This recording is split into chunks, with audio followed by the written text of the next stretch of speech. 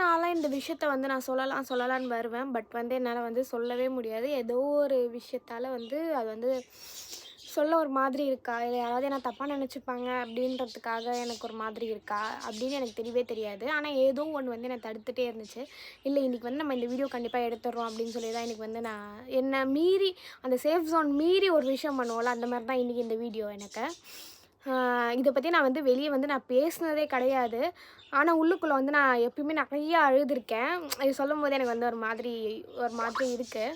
இது வந்து நிறைய பெண்கள் மட்டுமே நிறைய அனுபவிச்சிருப்பாங்க.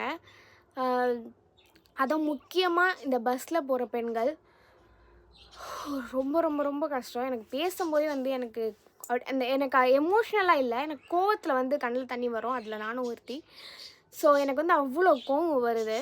வேலைக்கு வந்து நிறைய பெண்கள் போவாங்க. ஒவ்வொருத்தவங்களுக்கும் ஒவ்வொரு வீட்டு கஷ்டம். சில பேர் படிக்க வைக்கிறதுக்கு, வாடகை கட்டுறதுக்கு, கடன் அடைக்கிறதுக்குன்னு இந்த மாதிரி ஒவ்வொரு கமிட்மெண்ட்ஸை தலையில் வச்சுக்கிட்டு, அவ்வளோ பாரத்தை தலையில் வச்சுக்கிட்டு அவங்கவுங்க வேலைக்கு ஓடுவோம். லிட்ரலி ஓடுவோம். ஓடி போயிட்டு பஸ்ஸில் ஏறுவோம். அந்த மாதிரி இருக்கும்போது சில ஆண்கள் வந்து வருவாங்க. நான் நிறைய ஆண்களை வந்து குறை சொல்லலை. ஆனால் ஒரு சில ஆண்கள் வருவானுங்க. எனக்கு வந்து அது எப்படி நான் சொல்கிறதுன்னு எனக்கு சத்தியமாக எனக்கு தெரியலை.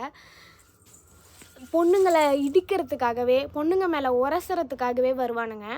அந்த மாதிரி டேஷுங்கெல்லாம் எதுக்கு தான் உயிரோடு இருக்கானுங்கன்னு எனக்கு சத்தியமாக தெரியல. இது வந்து எனக்கே வந்து நடந்திருக்கு.